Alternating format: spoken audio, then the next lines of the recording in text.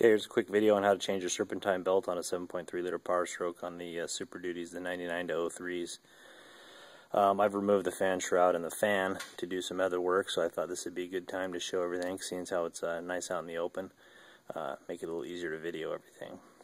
As you can see, I got my breaker bar installed in the 1/2 inch square drive adapter on the tensioner. One good thing to do before you start is get a good layout of how the pulleys and how the belt route works. You can usually, over on your radiator support, you have your routing, and it shows pretty much how it should go with dual alternators or single alternator. So that's one good way to do that.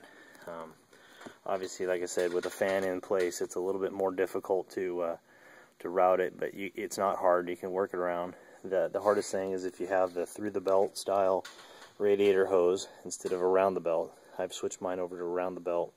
Otherwise it would come through here and snake down to your water pump neck there.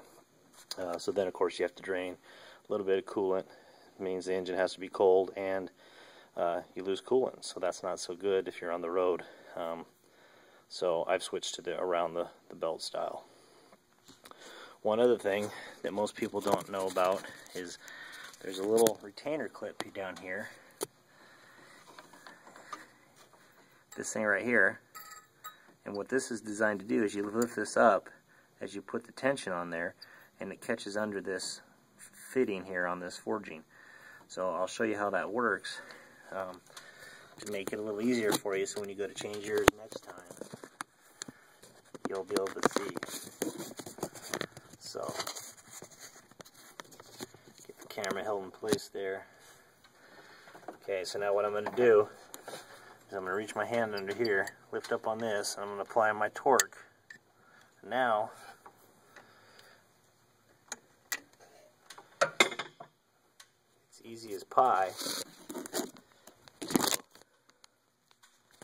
Take your belt and just pull it off, and see the pulleys all stay where they need to go.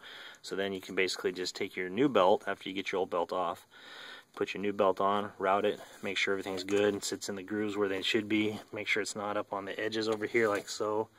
I mean, obviously that's pretty extreme, but make sure everything is good. And then it's really is a simple matter of going back in, applying a little torque,